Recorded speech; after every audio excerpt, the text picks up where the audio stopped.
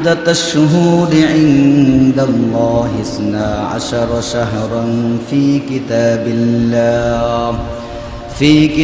الله يوم خلق السماوات والأرض منها 4 حرم ذلك الدين القيم فلا تظلموا فيهن أنفسكم وقاتلوا المشركين كافة كما يقاتلونكم كافة واعلموا أن الله مع المتقين آمنت بالله صدق الله العظيم وقال شان আজকে আমরা কথা বলবো যেহেতু মহররম মাস আসলে সবাই বলে হুজুর আশুরার কাহিনী বলেন শুনি অথবা মহররমের আলোচনা শুনতে চাই, কিন্তু এই মহররম নিয়ে আমাদের মুসলমানদের মধ্যে অধিকাংশ মানুষ বিভিন্ন কুসংস্কার কুপ্রথা তারা চালু করে রেখেছেন, বাপদাদারা করে আসছেন, সেই জন্য তারা করে। কিন্তু অনেক বিষয়ের ব্যাপারে ইসলাম কঠোরভাবে নিষেধ দিয়েছেন, যেই কাজগুলি আমরা ইবাদত মনে করে করি। সেজন্য আজকের আলোচনা হবে মহররম মাস সে আমাদের করণীয় কি এবং বর্জনীয় কি, এবং মহররম মাসটা আসলে আমাদের কতটুকু ফজিলতপূর্ণ। বিশ্বনবী জনাবে মুহাম্মদুর রাসূলুল্লাহ সাল্লাল্লাহু আলাইহি সাল্লাম হাদিস শরীফে বলেন, ক্বালা রাসূলুল্লাহ সাল্লাল্লাহু আলাইহি ওয়াসাল্লাম আফদালুস সিয়াম বা'দা রমাদান শাহরুল্লাহিল মুহাররম, যে রমজান মাসের রোজা ফরজ হওয়ার আগে, রমজানের রোজার বিধান আমাদের মধ্যে আসার আগে মহররমের রোজা মুসলমানদের জন্য ফরজ ছিল। তারপরে বিশ্বনবী সাল্লাল্লাহু আলাইহি ওয়াসাল্লাম হাদিসে বলেন, ক্বালা রাসূলুল্লাহ সাল্লাল্লাহু আলাইহি ওয়াসাল্লাম সিয়ামু আশুরা আহতাসিবু আলাল্লাহি আইয়ুকাফিরাস সানাতাল্লাতী ক্বাবলা, যে আমি আশা করি আল্লাহ তাআলা কোনো মানুষ যদি রমজান মাসে আশুরার 2টি রোজা রাখে, আমি আশা করি পূর্বের 1 বছরের গুনাহ কাটা আল্লাহ তাআলা ওই বান্দাকে মাফ করে দিবেন। তাহলে রমজান মাস বিশ্বনবী সাল্লাল্লাহু আলাইহি সাল্লাম দেখলেন মুশরিকরা রমজান মাস মহররম মাস আসলে মহররম মাসে আশুরার দিন 10 তারিখে ওনারা রোজা রাখতেন। বিশ্বনবী সাল্লাল্লাহু আলাইহি সাল্লাম বললেন যে আপনারা যে রোজা রাখেন এটা কারণটা কি? তো খ্রিস্ট ধর্মের তারা তো মুসা নবী সাল্লাল্লাহু আলাইহি সাল্লামের অনুসারী, তারা বললেন যে আমাদের নবীকে ফেরাউনে হামলা করেছিল মুসলমানদেরকে, এই দিনে ফেরাউনকে নীল নদে ডুবাইয়া আল্লাহ তাআলা চুবাইয়া মেরেছিলেন, মুসা আলাইহিস সালাম বিজয়ী হয়েছিলেন, সেই জন্য আমরা এই দিনে একদিন শুকরিয়াতান রোজা রাখি।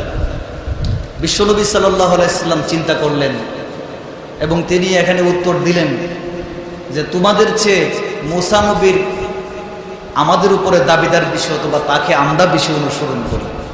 তিনি সঙ্গে সঙ্গে এসে সাহাবায়ে কেরামদেরকে বললেন যে আমরাও মহররমের রোজা রাখব, কিন্তু খ্রিস্টান মুশরিকরা যারা একদিন রাখে, আমরা তাদের সমমান যদি একদিন রাখি তাহলে তাদেরকে অনুসরণ করা হবে, সেজন্য আমরা 2 দিন রোজা রাখব।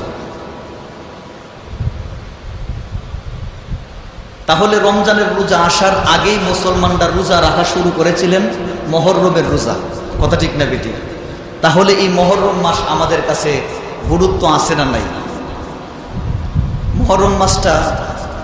মহররম মাসের আরও ইতিহাস আছে, যদিও আমি অনেক লম্বা আলোচনা নিয়ে বসেছি।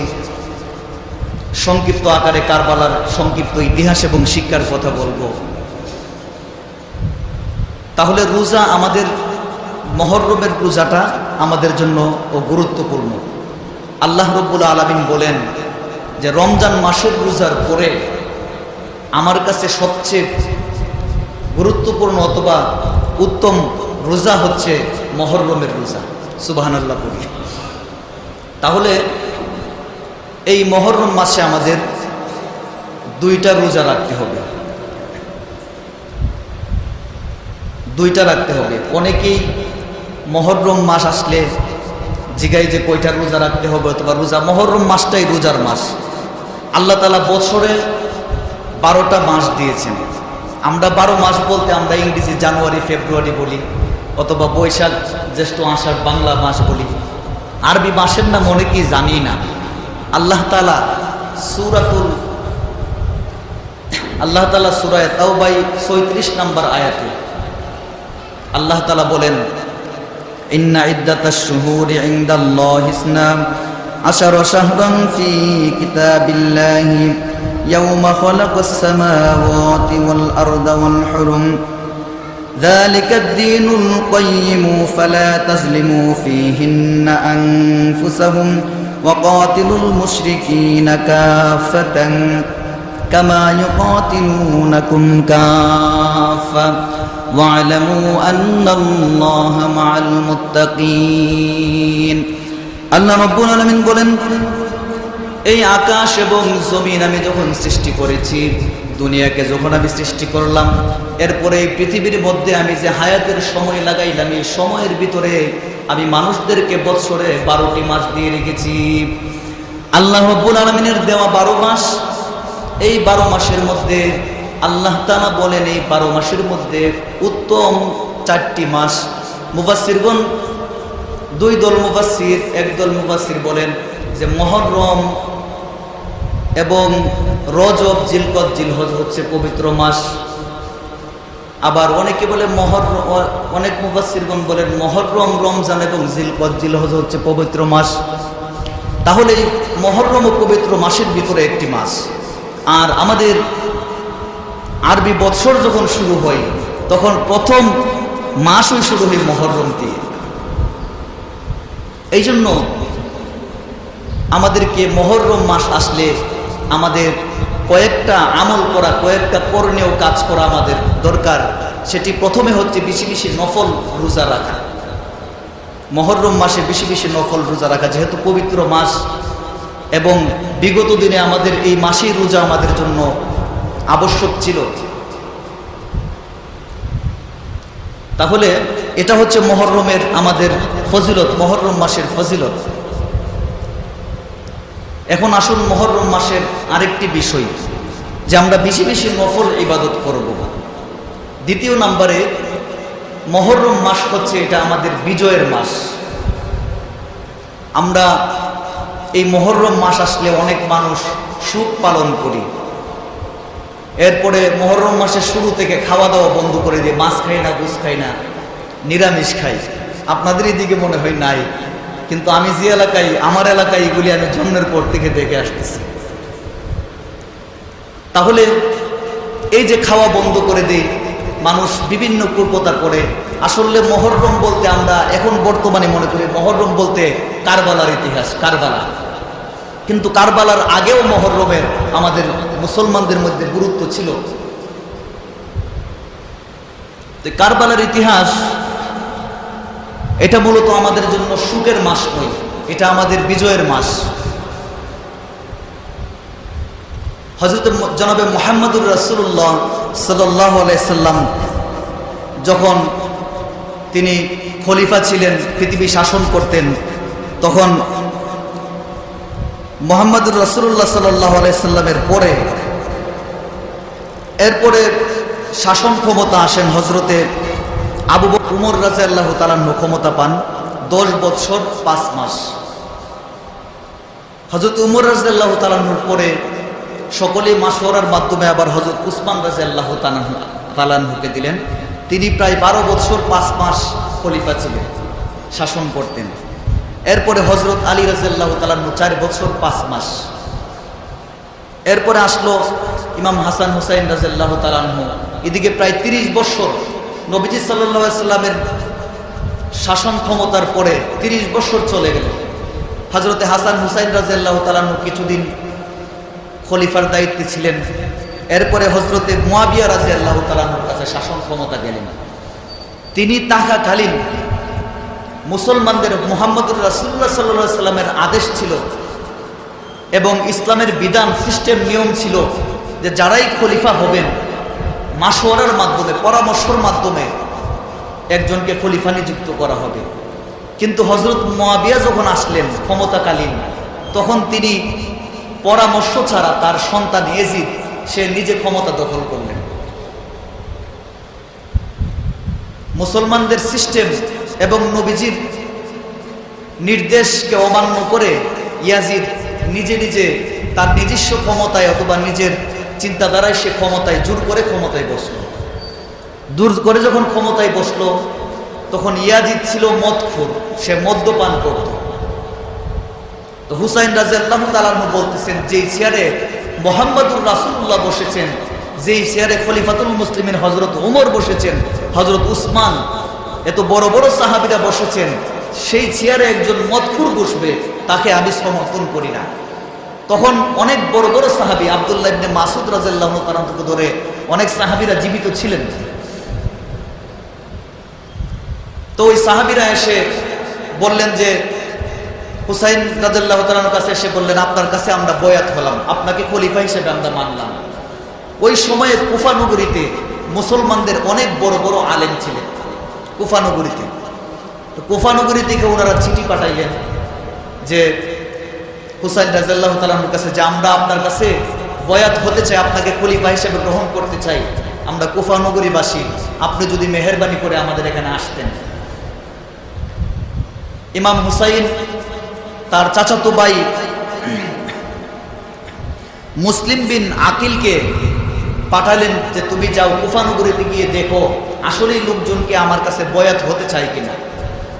তিনি গেলেন, গিয়ে দেখলেন ওইখানকার অবস্থা খুবই ভালো, হুসাইন রাদিয়াল্লাহু তাআলা আনহুকে সবাই সমর্থন করছেন।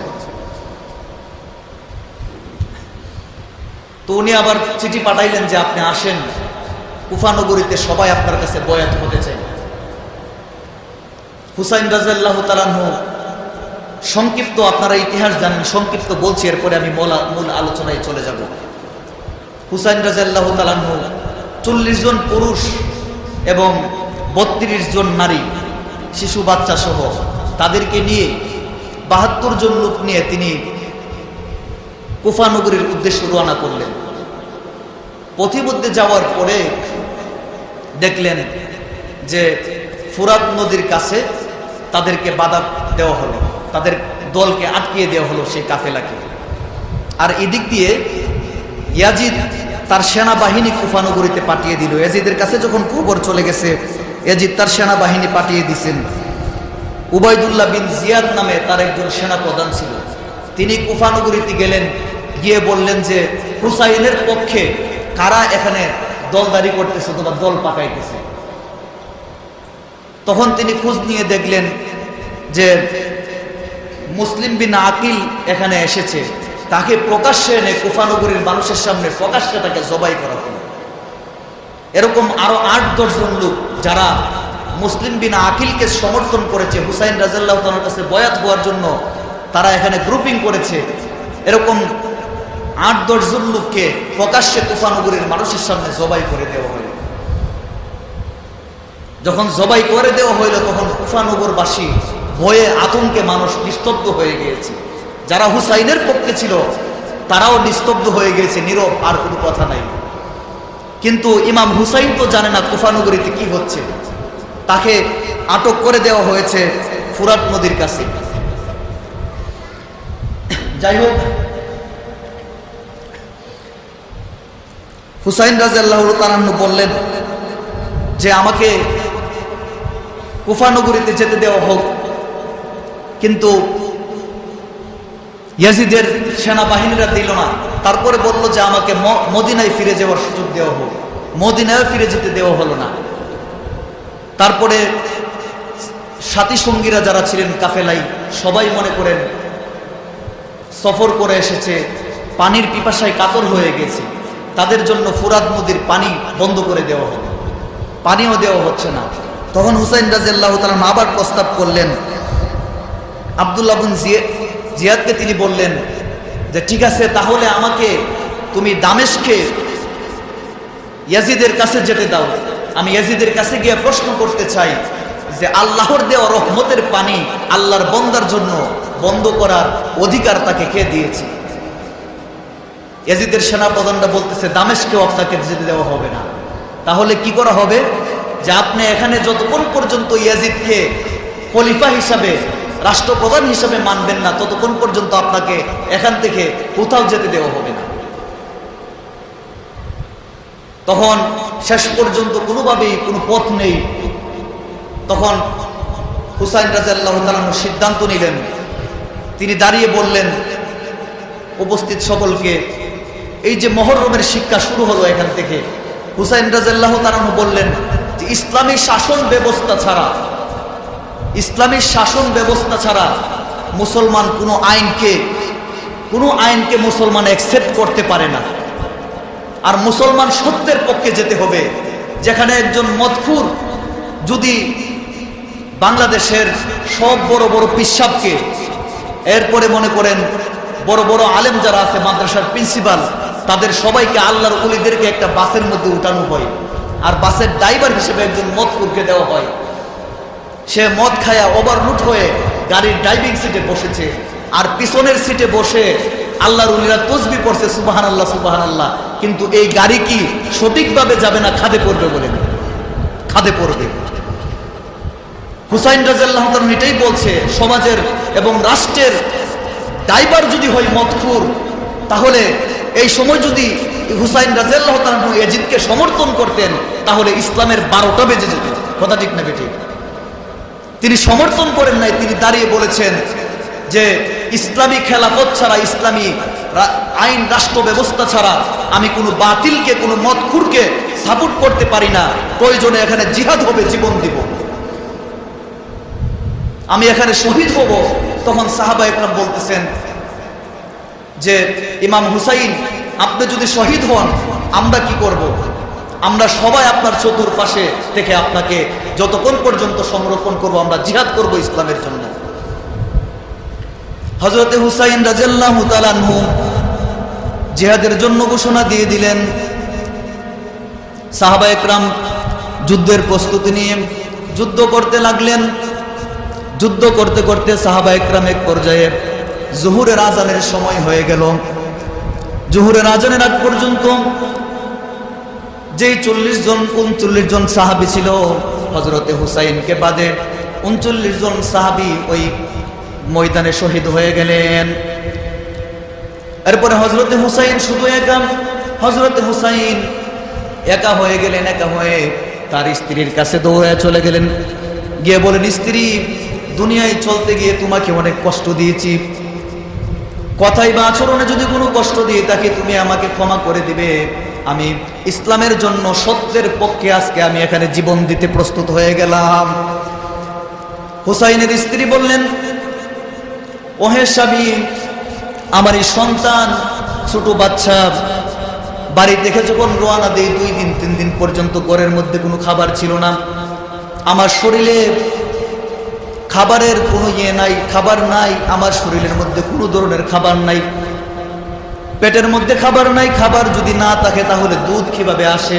আমার সন্তান পানির পিপাসায় কাতরাচ্ছে, মেহেরবানি করে ওই তুরাফ নদী থেকে আমার সন্তানকে পানি খাওয়ানোর ব্যবস্থা করেন। হযরতে হুসাইন তখন সন্তানকে কোলে নিয়ে তুরাফ নদীর কাছে গেলেন। ইয়াজিদের সৈন্যবাহিনীরা ওই বাচ্চাকে পানি খাইতে তো দিলেন না, দূর থেকে তীর নিক্ষেপ করলেন। বাচ্চার শরীরের ভিতরে তীর ঢুকে তারপরে বের হয়ে গেলেন। বাচ্চাটা শহীদ হয়ে গেল। হুসাইন রাদিয়াল্লাহু তাআলা হয়ে শহীদ, মৃত দেহটাকে, রক্তমাখা দেহটাকে নিয়ে আবার চলে এলেন তার স্ত্রীর কাছে। মহিলারা, সাথী সঙ্গীরা চিৎকার করতে লাগলেন। হযরতে হুসাইন তখন স্ত্রীর কাছ থেকে বিদায় নিয়ে যুদ্ধ শুরু করে দিলেন। একেবারে আসরের আজানের আগ পর্যন্ত, আসরের আগ পর্যন্ত যুদ্ধ করতে করতে তুরাফ নদীর পারে যত সৈন্য ছিল সব শহীদ করে দিয়েছেন। শহীদ করে দিয়ে তুরাফ নদী তিনি সাফ করে ফেললেন। তুরাফ নদীতে আর কোনো সৈন্য নেই। তিনি ক্লান্ত হয়ে তুরাফ নদীর মধ্যে গেলেন। যাওয়ার পরে পানি পান করবে, তার সাহাবা একরামদের কথা মনে পড়ে গেলেন। এক সাহাবী আলী আসগর পানি করে পানির পিপাসায় সেই জায়গায় শহীদ হয়েছিলেন। হযরতে হুসাইন সেই পানি তার মুখের মধ্যে নিবেন, কিন্তু তার ভিতরে পানি যাচ্ছে না। সাহাবীদের কথা স্মরণ হয়ে গেল, তার দিল নরম হয়ে গেল, মনোবল নরম হয়ে গেল। হযরতে হুসাইন তুরাফ নদী থেকে উঠে পাড়ের মধ্যে দাঁড়িয়ে আছেন, তার শরীরকে সে আর ধরে রাখতে পারতেছে না। মনোবল নষ্ট হয়ে যাওয়াতে হযরতে হুসাইন সেই জায়গায় শুয়ে গেলেন, জমিনে পড়ে গেলেন। দূর থেকে ইয়াজিদের সৈন্যবাহিনীর এই দৃশ্য দেখে কাছে আসলেন। কাছে এসে হুসাইনের শরীরের মধ্যে উঠলেন এবং ছুরি তার গলার মধ্যে লাগিয়ে দিলেন। হযরতে হুসাইন বলল, ও ইয়াজিদের সৈন্যবাহিনীরা, আমাকে তোমরা হত্যা করবে কিভাবে? আমি তো বিশ্ব মহানবী আকায়ে নামদার তাজদার মদিনা মুহাম্মদ আহমদ মুস্তাফা সাল্লাল্লাহু আলাইহি সাল্লামের নাতি। আমাকে যদি শহীদ করো, তোমরা কি জানো না আমার এই শরীরের মধ্যে এমন কোনো জায়গা নাই মুহাম্মাদুর রাসূলুল্লাহ সেই জায়গার মধ্যে চুম্বন দেয় নাই, তোমরা আমাকে কিভাবে শহীদ করবে? কিন্তু আব্দুল্লাহ বিন জিয়াদ তার বুকের মধ্যে উঠে ছুরি চালিয়ে ইমাম হুসাইন রাদিয়াল্লাহু তাআলা আনহুর গলাটাকে দেহ থেকে আলাদা করে দিলেন এবং তার দেহটার উপরে গুড়া দিয়ে সোয়ার করলেন। শরীর থেকে মাংস এবং চামড়া আলাদা বিচ্ছিন্ন হয়ে গেলেন। মাথাটাকে নিয়ে দামেস্কে ইয়াজিদের দরবারে মাথাটাকে হাজির করলেন। এই কারবালার কাহিনী অনেক লম্বা ইতিহাস, আপনারা জানেন, করুণ কাহিনী। কিন্তু ওই সময় কোনো মানুষ ইতিহাস কিন্তু ওই সময় লেখা হয় নাই। ইতিহাস যদি ওই সময় লিখতো, কারণ মানুষ তখন আতঙ্কে ছিল, বয়ে ছিল, তখন ইয়াজিদ ক্ষমতার চেয়ারে ছিল, তখন যদি কেউ ইতিহাস লিখতো তাকে হয়তো জেলে দিত, নাইলে ফাঁসি দিত। কথা ঠিক না বেটি? ইতিহাস লেখা হয়েছে বহুদিন পরে। ইয়াজিদ 3.5 বছর ক্ষমতায় ছিল, কিন্তু আমরা এই পৃথিবীর ইতিহাসে দেখি আজও পর্যন্ত ইয়াজিদ ক্ষমতা ত্যাগ করার পরে আজ পর্যন্ত কোনোদিন এখনো পর্যন্ত ইয়াজিদের কোনো বংশধর ক্ষমতার মধ্যে যায় নাই। কিন্তু আমাদের মুসলমানরা আজও পর্যন্ত ক্ষমতায় দেশ শাসন করে আসছে, পৃথিবীর বিভিন্ন প্রান্তে শাসন করে আসছে। পরবর্তীতে যখন ইতিহাস লেখা হয়েছে, তখন এই ইতিহাসে হুসাইন রাদিয়াল্লাহু তাআলা আনহুকে বিজয়ী ঘোষণা করেছেন। সুবহানাল্লাহ পড়ি। ইতিহাস কি লেখা হয় নাই? পরবর্তীতে লেখা হয়েছে, আমরা মুসলমানরা বিজয়ী ঘোষণা হয়েছি। হুসাইন রাদিয়াল্লাহু তাআলা আনহুকে বিজয়ী ঘোষণা করা হয়েছে ইতিহাসে। নন্দিত করেছেন আর নিন্দিত হয়েছেন ইয়াজিদ। নন্দিত হয়েছেন হযরত হুসাইন, নিন্দিত হয়েছেন ইয়াজিদ। ইয়াজিদের নাম এখন মানুষ নামই রাখতে চায় না। আপনি যদি কোনো হিন্দু লোকের বলেন যে ভাই তোমারে 10,000 টাকা দিমু, তোমার ঘরে ছেলে হইলে তোমার ছেলের নাম রাখবা ইয়াজিদ, ইয়াজিদ নাম জীবনে রাখবো মনে করে। কারণ মানুষ যদি এখন গালি দেয় তাহলে বলে ইয়াজিদের বাচ্চা। কথা ঠিক না বেটি? ইয়াজিদের বাচ্চা বলে গালি দিই। ইয়াজিদ হয়ে গেছে ইতিহাসের পাতায় গালি। আর ইমাম হুসাইন বলার পরে রহমতুল্লাহি আলাইহি বলে মানুষ দোয়া করে। কথা ঠিক না বেটি? তো ইতিহাস আজও যারা জোর করে ক্ষমতা দখল করে ক্ষমতার চেয়ারে বসে, মনে রাখবেন পরবর্তীতে ইতিহাস তাদেরকে নন্দিত করে, আর যারা পরাজিত হয় সত্যের পক্ষে ইতিহাস তাদেরকে জয়ী ঘোষণা করে। কথা ঠিক না বেটি? হযরতে হুসাইন সেই দিন হয়তো সাময়িকভাবে মানুষ দেখেছিল পরাজিত, কিন্তু ইতিহাস তাকে নন্দিত করেছিল, বিজয়ী ঘোষণা করেছে।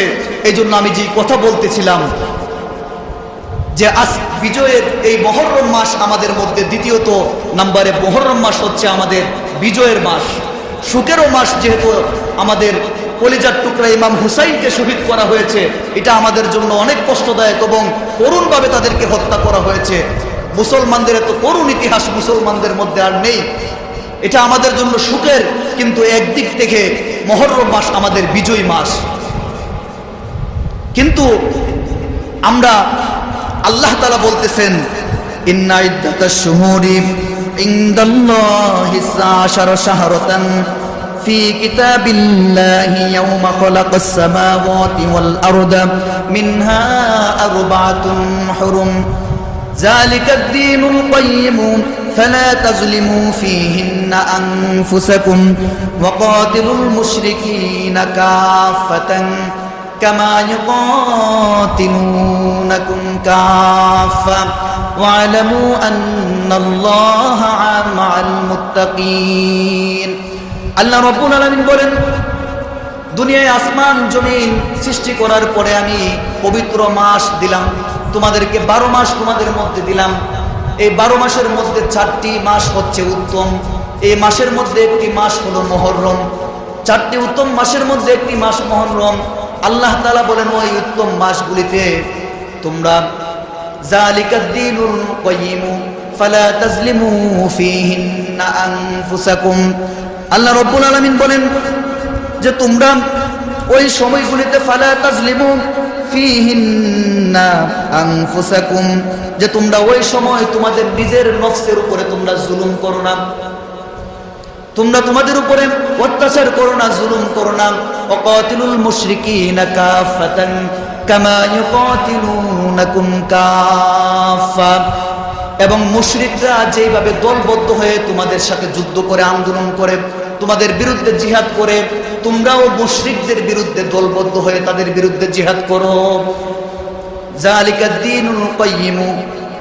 এরপরে আল্লাহ রাব্বুল আলামিন বলেন, ওয়া'লামু আন্নাল্লাহা মা'আল মুত্তাকিন, নিশ্চয় ওই সমস্ত মানুষের সাথে আমি আছি যেই মানুষেরা সত্যের পথে রয়েছে। এখন ফালা তাজলিমু ফীহিন্না আনফুসাকুম বলেন যে তোমরা নিজেদের উপরে জুলুম করো না, নিজেদেরকে কষ্ট দিও না। এই জুলুমের ব্যাখ্যা আরো আছে। কোন কোন মুফাসসিরগণ নফসের উপরে জুলুমের কথা বলেছেন, অন্যায়ের কথা, গুনাহের কথা। নিজেদের উপরে আঘাত করো না, অত্যাচার করো না। কিন্তু এই মুহররম মাস, পবিত্র মাসে আমরা কি দেখি? এই কারবালার দিন মানুষ কি করে? নিজের শরীরের মধ্যে নিজে আঘাত করে, চাবুক দিয়ে আঘাত করে, ছুরি দিয়ে আঘাত করে। এটা কি আপনারা কি দেখছেন? এরকম আছে না নাই? আছে। এই যে মানুষ আঘাত করছে, নিজের উপরে জুলুম করছে, এই যে রক্ত জড়াচ্ছে, এই রক্তের জবাবদিহিতা কিভাবে দিবে তারা আল্লাহর কাছে? এরপরে অনেকগুলি কুসংস্কার আমাদের মধ্যে, এগুলি কোথায় থেকে পেয়েছে আল্লাহই জানে। অনেককে আমি প্রশ্ন করেছি যে আপনারা এগুলি করেন কেন? অনেকেই তাজিয়া বানায়, ঘোড়া বানায়, ঘোড়ার মধ্যে আবার মানুষের, মহিলা এবং পুরুষের ছবি দেয়। আমার নিজের দেখা, যেহেতু আমার এলাকাতেও হয়, আমার জন্মস্থান অষ্টগ্রাম, আপনারা জানেন, আমরা জন্মের পর থেকে দেখে আসছি। আরো বাংলাদেশের বিভিন্ন জায়গায় এগুলি হচ্ছে। ইন্ডিয়া বা পাকিস্তান এবং বাংলাদেশ, 3টা কান্ট্রিতে এগুলি নিয়ে বেশি বাড়াবাড়ি হয়।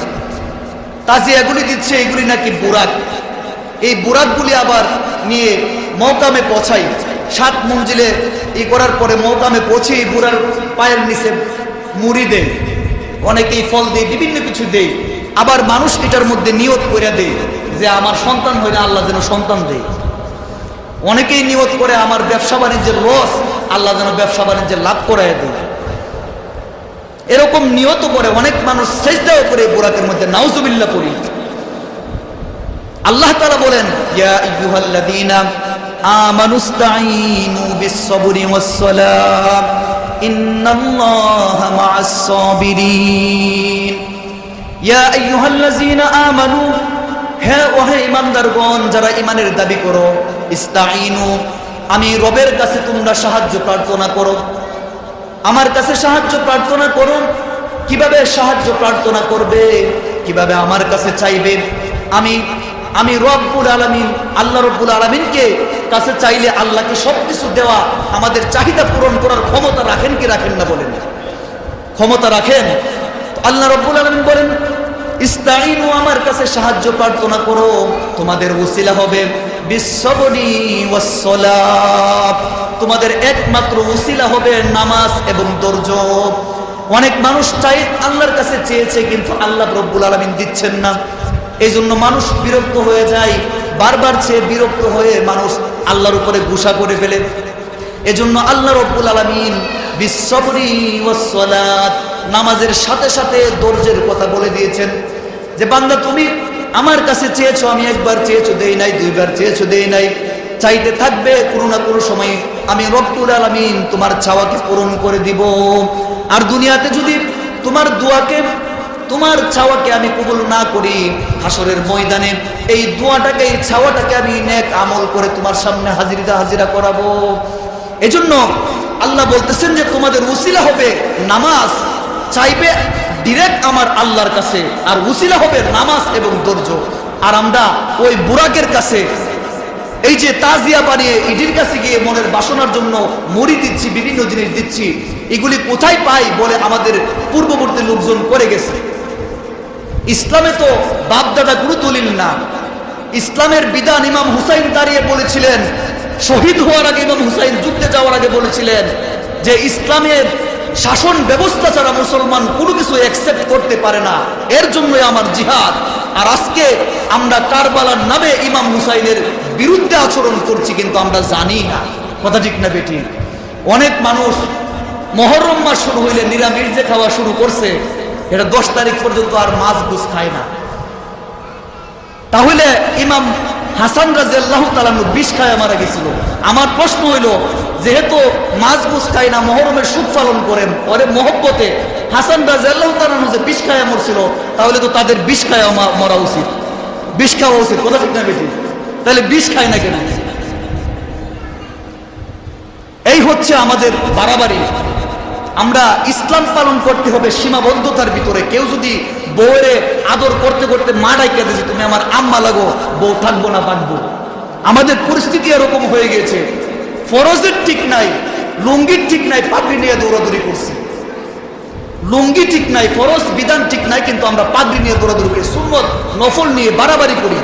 আর এদেশে যত বাড়াবাড়ি আছে সব নফল এবং সুন্নত নিয়ে। ফরজ মানুষ পালনও করে না, ফরজের নিয়ে বাড়াবাড়িও নেই। অথচ নামাজ পড়া ফরজ। দেখবেন ওই লোকগুলি নামাজের নামে খবর নাই। বিশ্ব নবীকে ভালোবাসে, নবীর জন্য ভালোবাসা মুখে মুখে বলে, কিন্তু মুখের মধ্যে দাড়ি নাই, নবীর সুন্নত পাঞ্জাবি নাই, টুপি নাই, নামাজ নাই, কিচ্ছু নাই। ওই লোক বলে আমি আশিক রাসূল নবীকে ভালোবাসে। এটা কি মাইনা নেওয়া যায় বলেন? এখন আপনি যদি একজনকে বলেন যে, এক নেতারে গিয়ে বলেন যে নেতা আপনারা আমি খুব ভালোবাসি, আপনার জন্য জীবন দিয়ে দিব, এরপরে দেখা গেছে যখন নির্বাচন আসছে, নেতা দাঁড়াইছে নির্বাচনে, আপনি সব তার বিরুদ্ধে করেন, কিন্তু নেতার সামনে গিয়ে বলেন নেতা আপনার জন্য আমার জীবন প্রস্তুত, আর বাকি সব করতেছেন নেতার বিরুদ্ধে। এটা কি ভালোবাসা হয়েছে নাকি বিরোধিতা হচ্ছে? আরো অনেক কুসংস্কার আছে। জারি গান গাই, এই যে খুতবায় আজকে সকালে পড়লাম, খুতবায় একটি হাদিসগুলি পড়লাম যে এই মহরম মাসে বর্জনীয় যে কাজগুলি আছে, যে আমরা যে কাজগুলি নিষিদ্ধ কাজের মধ্যে উৎসব করা, মেলা পালন করা, এরপরে সুকাজ স্বচ্ছ হয়ে সুখ পালন করা, আহলে বায়াতের কষ্টের কথা স্মরণ করে কান্নাকাটি করা, গীত গাওয়া, জারি গান গাওয়া, এইগুলি কোনো কিছুই ইসলামের সম্পূর্ণ নিষেধ।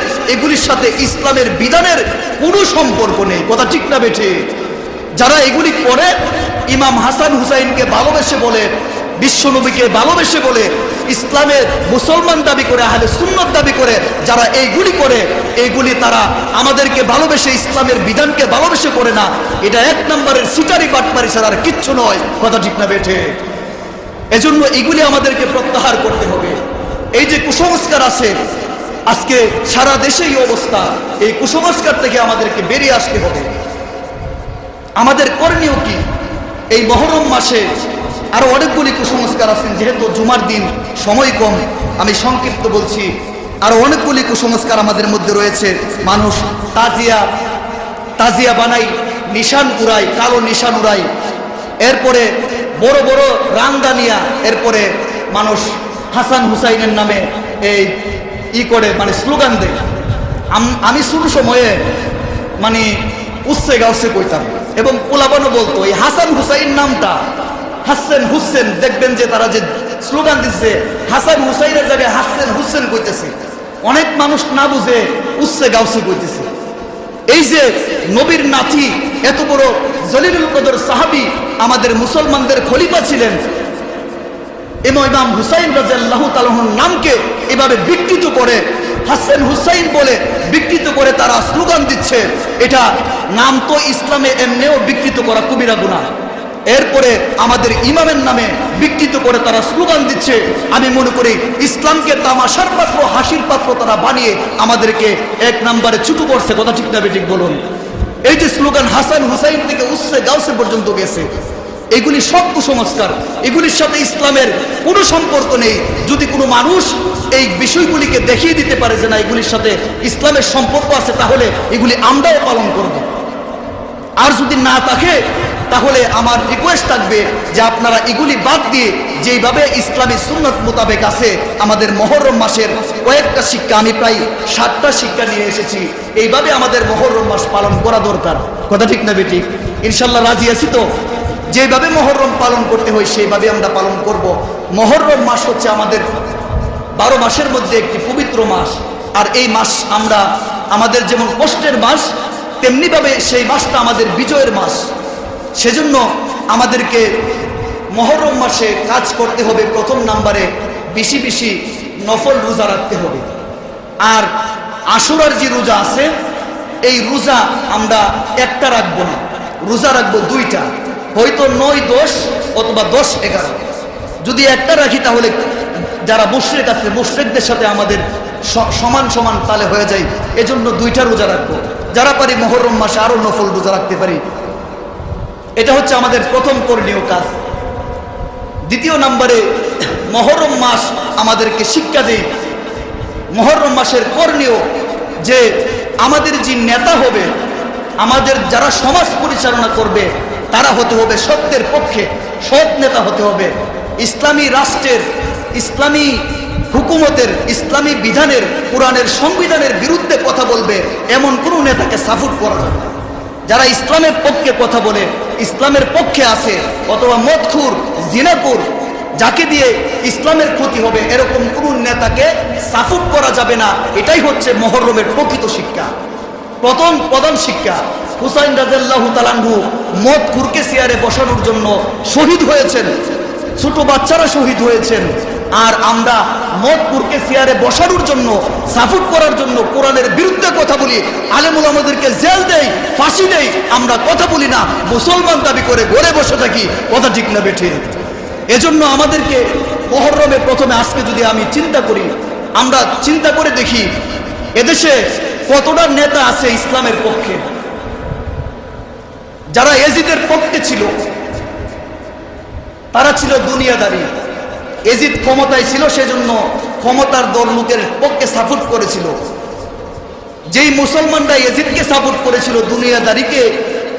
দুনিয়াদারিকে অ্যাকসেপ্ট করেছিল, তারাই এজিদের বংশধর। কথা ঠিক না বেঠিক? তাদেরকে আমরা মুনাফিক বলি।